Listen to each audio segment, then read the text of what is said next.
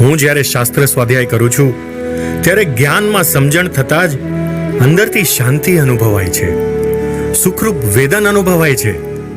તો એ શું છે? સુખ નથી. સંવર એ મંદ કષાયનો ભાવ છે, અને કષાય દુઃખરૂપ જ હોય, સુખરૂપ નહીં. જ્યાં જ્ઞાન પ્રગટે ત્યાં આનંદનું પ્રગટપણું અવશ્ય જ હોય, અને તે આનંદ અતિન્દ્રિય હોય છે.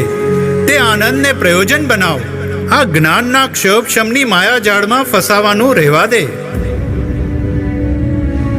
ભલે શાસ્ત્રમાં કોઈ ઠેકાણે કોઈ એક નયની મુખ્યતાથી વાત આવે, કાળલબ્ધિ, નિમિત્ત કે દ્રવ્ય કર્મ અપેક્ષિત કથન આવે, પણ પ્રયોજન તો માત્ર આ જ્ઞાન વિસ્તારમાંથી ઉપયોગ સંકેલી એક અભેદ સ્વરૂપમાં લીન થવાનો જ રાખો, જેથી અતિન્દ્રિય